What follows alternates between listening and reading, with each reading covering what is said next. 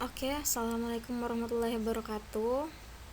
Ini video pembelajaran pembahasan TOO USP yang kedua. Kita lanjut untuk soalnya.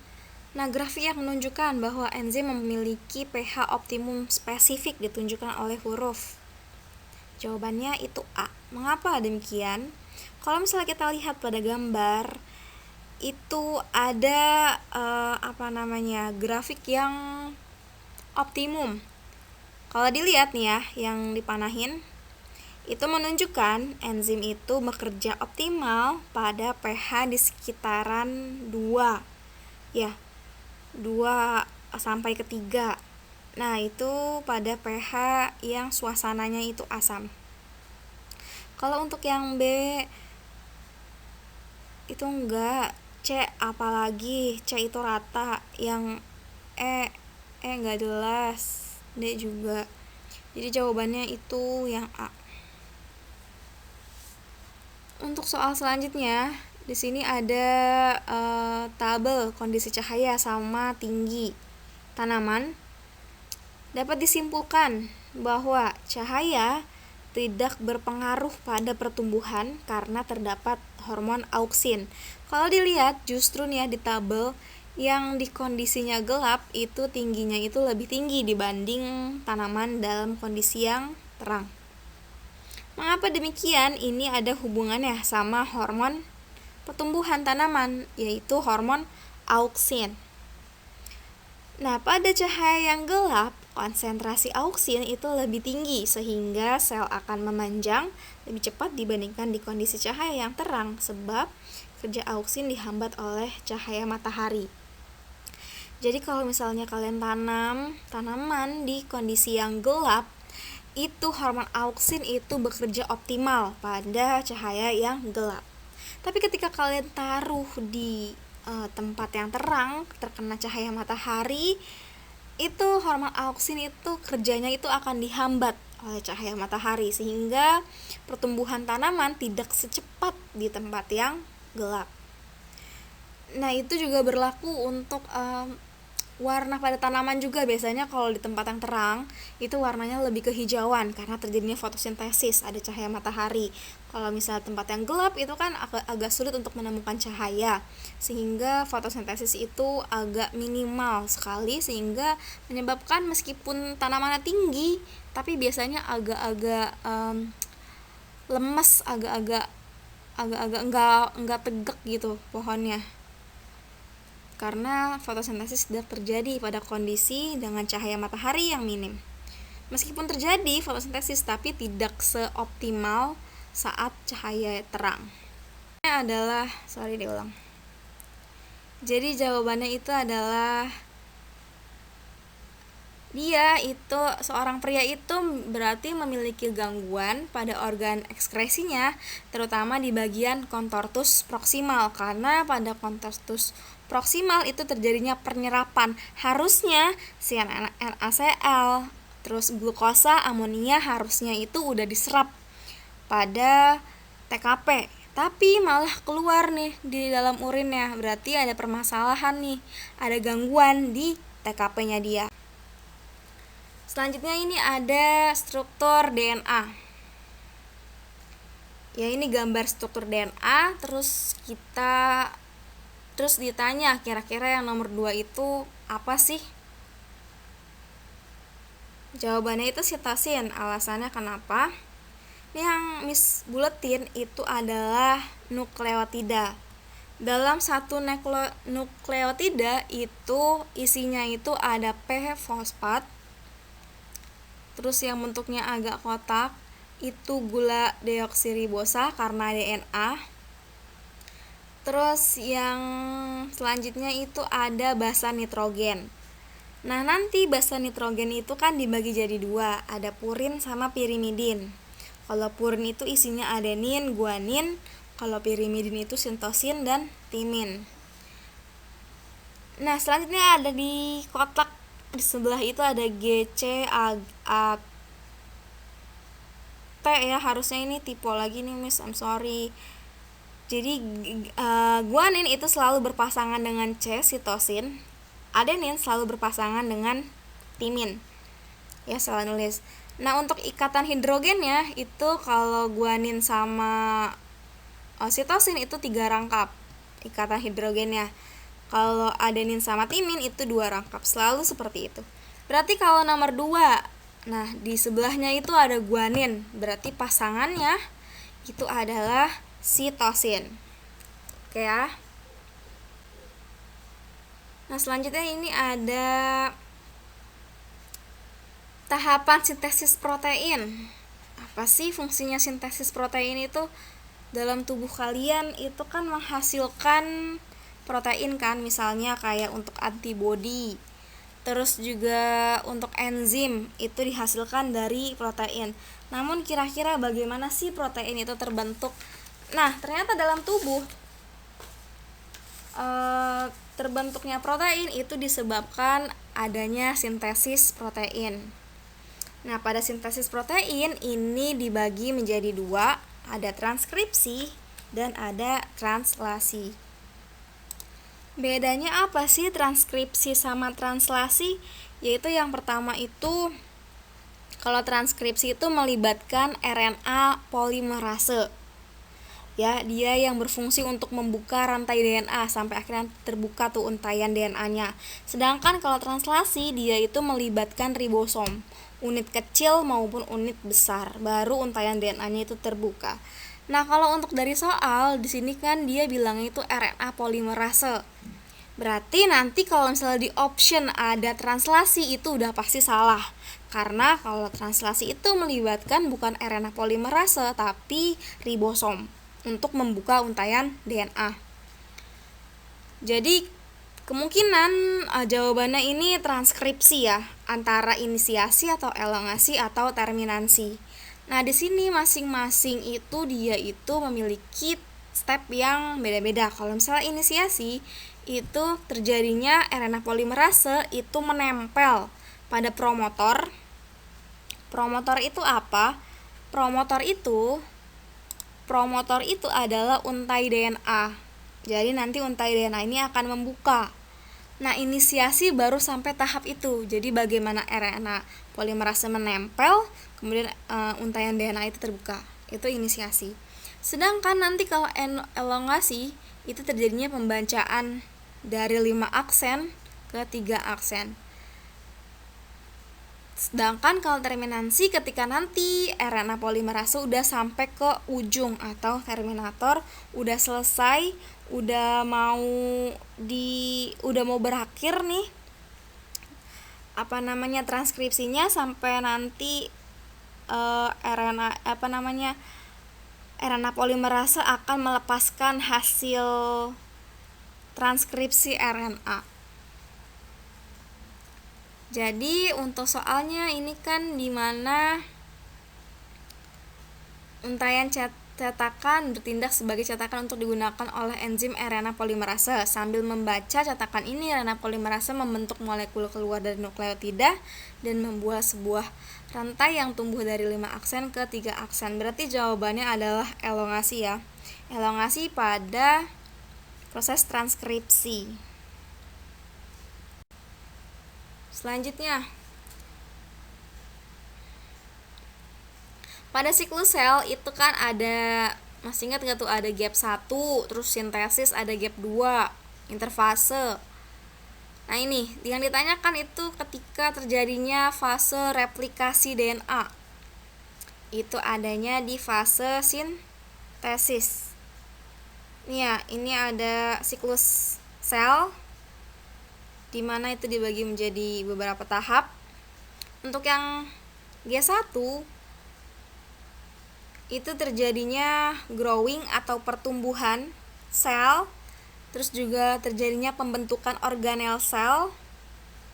Jadi kalian harus tahu nih masing-masing dari yang terjadi pada tiap-tiap tahap itu apa aja, kalian itu harus paham.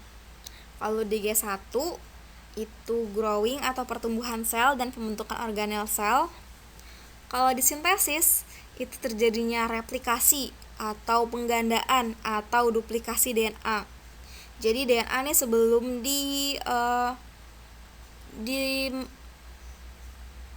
mengalami pembelahan, DNA itu harus diduplikasi biar jumlahnya itu tidak berkurang.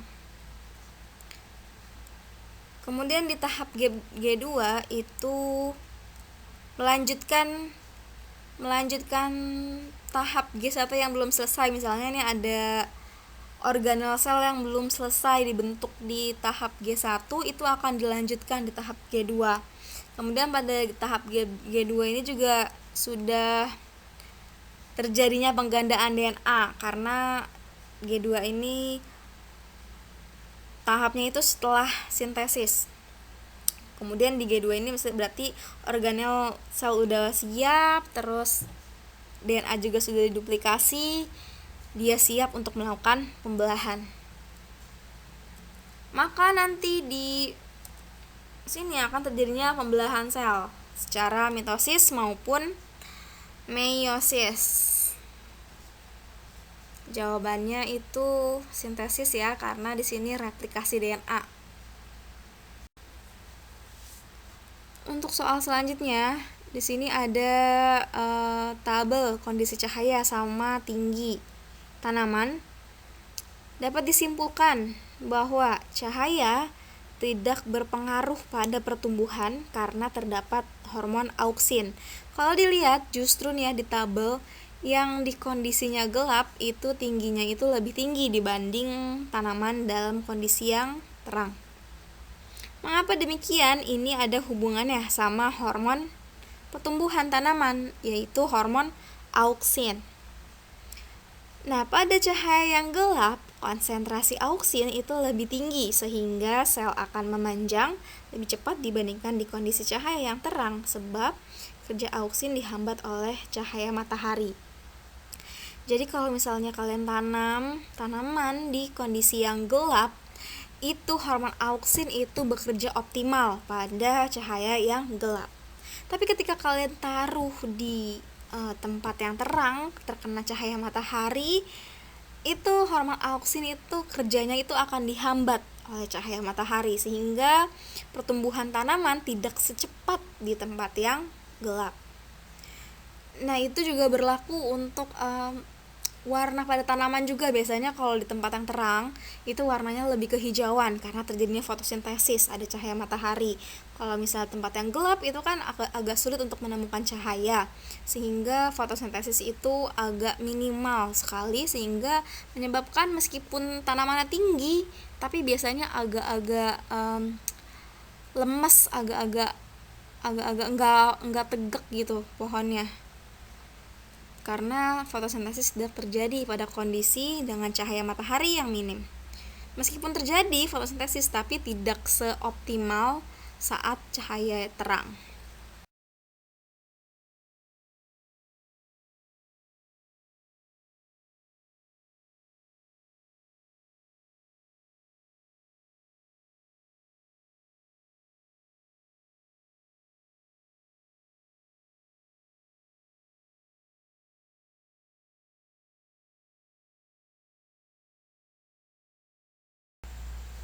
Untuk nomor 18 ini ada gametogenesis ya, terutama untuk sperm cell atau sel sperma.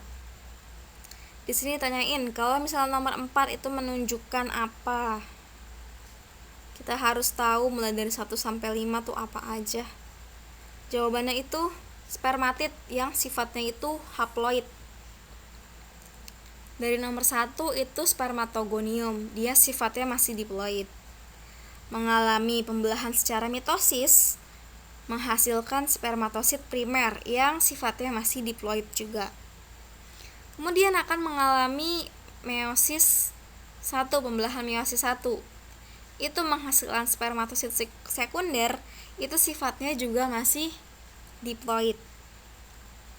Kemudian mengalami pembelahan meiosis 2, itu akan menghasilkan spermatid yang sifatnya sudah haploid, udah N. Jadi pada meiosis 2 ini terjadinya reduksi atau pengurangan jumlah kromosom yang tadinya 46 dikurangi menjadi 23. Ini terjadi di meiosis 2. Sampai akhirnya nanti spermatid ini akan mengalami Diferensiasi sel akan menghasilkan sperma. Ya, diferensiasi sel itu adalah proses pendewasaan sel menjadi jenis sel yang lebih khusus. Sampai akhir nanti sperma sel ini akan digunakan. Nah, selanjutnya ini ada hereditas persilangan tanaman. Ditanyain kalau misalnya labu putih disilangkan dengan labu hijau mengalami peristiwa epistasis dominan. Nah, kira-kira epistasis dominan itu apa? Jadi epistasis dominan itu terdapat gen dominan yang bersifat epistasis atau menutupi terhadap gen lain yang tidak sealel.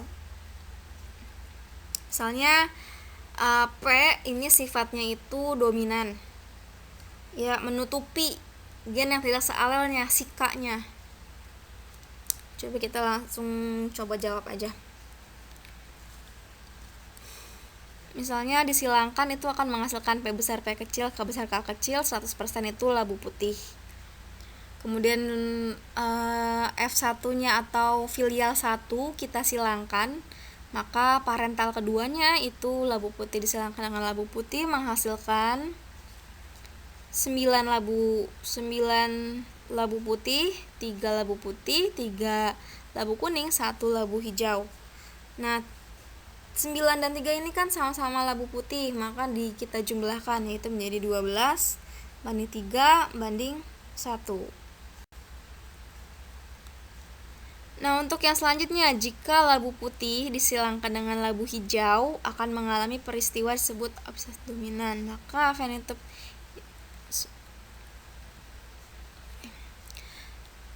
Nah, untuk selanjutnya nih, misalnya ada biji kacang kapri biji bulat merah disilangkan dengan biji keriput hijau. Ya, parental pertamanya ini biji bulat merah disilangkan sama biji keriput hijau, maka filial 1 atau anak yang pertama itu akan menghasilkan 100% itu biji bulat merah juga. Kemudian kita silangkan nih filial 1 dengan filial 1 menghasilkan gametnya, ya itu sudah tertulis gametnya. Kemudian kita silangkan. Nah, untuk genotip dari bulat hijau itu B, stripnya itu bisa B besar lagi atau B kecil ya, asal M-nya itu dua-duanya kecil. Nah, di sini kalau kita lihat dari tabel persilangan itu dihasilkan 3. Maka 3/16 keturunan dikali 3.200 buah, maka akan menghasilkan 600 buah biji bulat berwarna hijau. Ya. Lanjut untuk esai. Di sini kan ditanyanya itu mengenai nilai pindah silang. Rumus nilai pindah silang itu adalah jumlah rekombinan per jumlah rekombinan ditambah jumlah kombinasi parental atau jumlah total dikali 100%. Nah, di sini rekombinannya itu ada si sayap pendek, abu-abu sayap pendek sama hitam sayap panjang. Terus kemudian kita jumlahkan, kita bagi jumlah total akan menghasilkan nilai pindah silangnya itu 18%.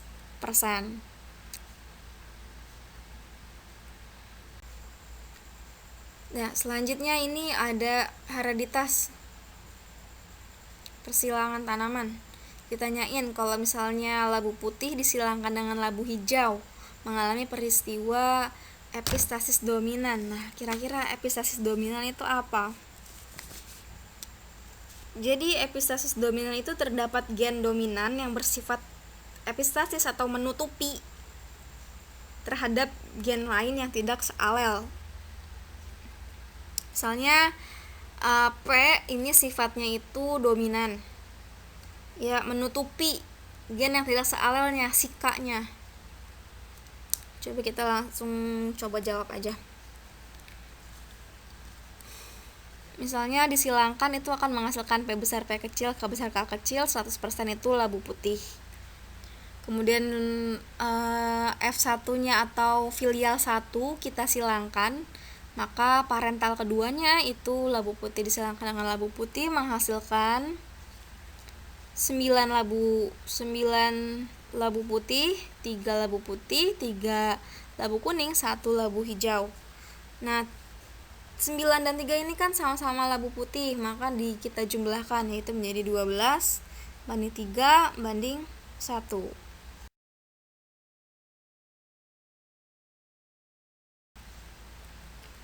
Esai yang selanjutnya, kalau misalnya parentalnya itu B heterozigot sama A homozigot, kemungkinan anak-anaknya, ya berarti akan menghasilkan AB itu 50% dan A heterozigot 50%. Nah, untuk nanti misalnya ulangan selanjutnya, Miss mohon banget nanti caranya itu untuk esai tolong untuk kalian tulis di buku tulis. Jadi nanti biar Miss bisa lihat cara kalian menghitung itu seperti apa. Jangan langsung di e-learning, karena itu tidak membuktikan bahwa kalian itu mengerjakan sendiri. Bisa jadi ya kan kalian mengcopy lewat Brainly atau lewat Google dan sebagainya. Jadi Miss harapkan untuk esai nanti USP, Miss mohon untuk ditulis di buku tulis ya, kemudian kalian foto, kalian lampirkan di lembar jawaban esai kalian.